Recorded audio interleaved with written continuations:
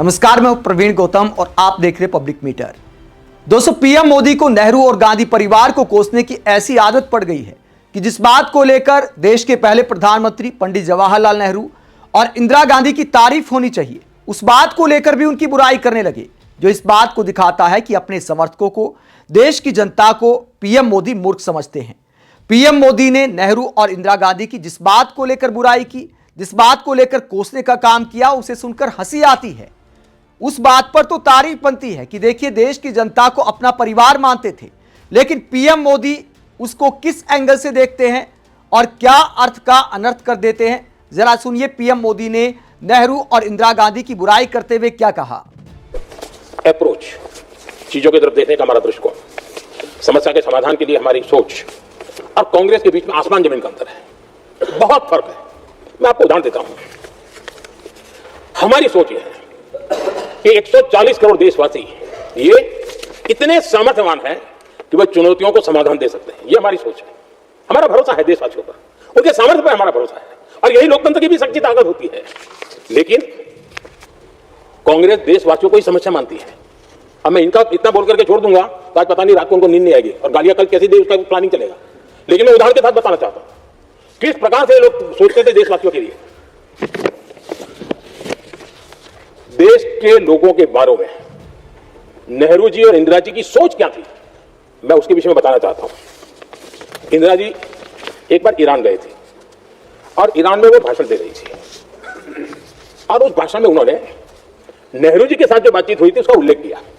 खुद ने कहा है, उन्होंने कहा, और मैं जो इंदिरा जी ने कहा था उसको कोट कर रहा हूं, जब किसी ने मेरे पिताजी से पूछा, यानी नेहरू जी से पूछा कि उनके सामने कितनी समस्याएं हैं, तो उन्होंने उत्तर दिया था 35 करोड़। नेहरू जी ने जवाब दिया था कि उनके सामने कितनी समस्याएं हैं, बोले 35 करोड़। उस समय हमारे देश की जनसंख्या थी 35 करोड़। अब आगे देखिए, 35 करोड़ देशवासी नेहरू जी को समस्या लगते थे। ऐसा कोई मुखिया हो सकता है क्या जी? और इस बात का उदाहरण देते हुए इंदिरा जी ने आगे कहा कि आज देश की जनसंख्या 57 करोड़ है, इसलिए मेरी समस्याओं की संख्या भी उतनी ही बड़ी है। यानी पिताजी को 35 करोड़ समस्या वाले देशवासी लगते थे, अब 57 करोड़ उनको समस्या। कोई ऐसा हो सकता है जो अपने ही देशवासियों को समस्या माने? ये फर्क है उनकी सोच और हमारी सोच में, ये फर्क है उनके अप्रोच और हमारे अप्रोच में। नेहरू जी हो या इंदिरा जी हो या पूरी कांग्रेसी बिरादरी हो, ये लोग भारत के लोगों को समस्या मानते हैं। आदरणीय सभापति जी, मेरे कई कोटेशन मिलेंगे, मैंने दुनिया के सामने कहा है, देश के सामने कहा है, और कहा है इसलिए नहीं, ये मेरा कन्विक्शन है। अरे चुनौतियां कितनी ही क्यों ना हो, 140 करोड़ समाधान हमारे पास है।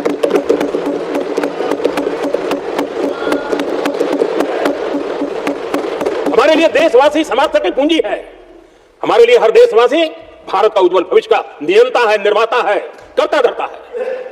हम उसको समस्या कैसे कह सकते हैं? ऐसी सोच वाले लोग अपने परिवार का ही भला करेंगे और किसका करेंगे? आदरणीय सभापति जी, देश के लोगों का अपमान करते रहना एक कांग्रेस के स्वभाव में पड़ा हुआ है, उनके संस्कारों में पड़ा हुआ है। कांग्रेस ने बीते दिनों राष्ट्रपति जी का अपमान किया। चुनाव के बाद जिस प्रकार से हमारे राष्ट्रपति जी के लिए शब्द कहे गए हैं, शर्मिंदगी महसूस होते हैं कि ये कैसे लोग हैं, भारत के राष्ट्रपति के लिए क्या बोल रहे हैं लोग। आदरणीय सभापति जी, कल लोकसभा में भी राष्ट्रपति जी के अभिभाषण पर चर्चा नहीं हो पाई। ये राष्ट्रपति पद, उसका घोर अपमान किया है। उनको संविधान शब्द मुंह में बोलने की अधिकार नहीं रहता है। जो लोग गरीबी से निकली हुई एक महिला, आदिवासी परिवार से आई हुई एक महिला, जब आपने लोकसभा में जो व्यवहार किया है, आपने आदिवासी समाज का अपमान किया है, आपने महिला का अपमान किया है। भारत के सर्वोच्च पद पर विराजमान, संविधान ने जिनको सर्वोच्च पद दिया है, आपने उनका अपमान किया है, आपने संविधान का अपमान किया है। तो इंदिरा गांधी के भाषण का जिक्र करते हुए पीएम मोदी दावा करते हैं कि वो देश की जनता को अपनी समस्या मानते थे। देश की जनता को समस्या कहकर बुलाया। लेकिन इसका मतलब क्या निकलता है? जिसके अंदर थोड़ा बहुत भी आईक्यू है वो इस बात को समझ जाएगा कि पंडित नेहरू देश की जनता की समस्याओं को अपनी समस्या मानते थे। 35 करोड़ अगर उस वक्त देश की जनसंख्या थी तो नेहरू के कहने का मतलब था कि 35 करोड़ लोगों की समस्याएं मेरी समस्या हैं। इंदिरा गांधी के समय अगर 57 करोड़ जनसंख्या थी तो उस समय इंदिरा गांधी के कहने का मतलब था कि 57 करोड़ लोगों की समस्याएं मेरी समस्याएं हैं। उसमें आखिरकार यह कहना कि भैया देश की जनता को ही समस्या मानते थे, यह कहना अपने आप में मूर्खता से कम नहीं है। दोस्तों, पीएम मोदी का इस बात का यह मतलब निकालना इस बात को दिखाता है कि उन्हें नेहरू और गांधी परिवार का फोबिया है। गांधी परिवार की आलोचना में कुछ भी बोल डालते हैं। और सिर्फ गांधी परिवार की बात नहीं है, जो कांग्रेस सांसद हैं दिग्विजय सिंह, उन्हें लेकर क्या बोला उस बात को लेकर भी हंसी आती है। अगर कोई राजा परिवार से आता है, राज परिवार से आता है, तो क्या वो देश की जनता की समस्याएं नहीं उठा सकता? तो पीएम मोदी कहते हैं कि जो खुद राजा हैं वो भी आर्थिक असमानता की बात करते हैं। अगर दिग्विजय सिंह राज परिवार से आते हैं तो क्या गरीबों की आवाज नहीं उठा सकते? इस बात का आखिरकार तुक क्या बनता है? अगर राज परिवार से इतनी दिक्कत है पीएम मोदी को, तो फिर ज्योतिरादित्य सिंधिया को मंत्री क्यों बनाया? जिन ज्योतिरादित्य सिंधिया को बीजेपी वाले पानी पी पी कर कोसते थे, उन्हें भी राज परिवार को लेकर ताने मारते थे, परिवारवाद का प्रोडक्ट बताते थे। अब मोदी जी ने सांसद बना दिया, फिर मंत्री बना दिया, सब कुछ न्यौछावर कर दिया है। और उसके बाद दिग्विजय सिंह से दिक्कत है कि भैया राजा है और आर्थिक असमानता की बात कर रहे हैं। दिग्विजय सिंह कम से कम आर्थिक असमानता का मुद्दा तो उठा रहे हैं। अगर आप राज परिवार से नहीं आते तो आपने क्या कर दिया? आपसे लोकसभा चुनाव के वक्त एक बार राहुल कंवल ने सवाल कर लिया था आर्थिक असमानता को लेकर, तो पीएम मोदी ने जवाब दिया था कि आप क्या चाहते हैं, मैं सबको गरीब कर दूं, सबको बराबर कर दूं। दोस्तों, कायदे का जवाब यह बनता था कि गरीबों की उत्थान के लिए हम कोशिश कर रहे हैं, आर्थिक असमानता को पाटने के लिए ये कदम उठा रहे हैं, ये बताना चाहिए था। लेकिन यह कहना कि सबको गरीब कर दूं क्या, इस बात को दिखाता है कि उस सवाल का जवाब देने की हालत में पीएम मोदी नहीं थे।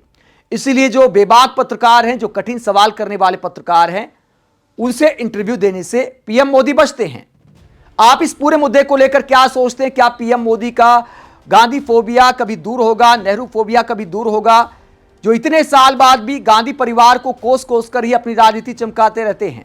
पंडित नेहरू को लेकर ऐसे बोलते हैं मानो पीएम मोदी से पहले पंडित नेहरू ही प्रधानमंत्री थे।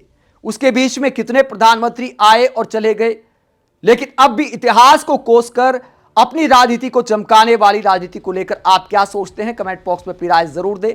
साथ ही चैनल को सब्सक्राइब भी करें। नमस्कार।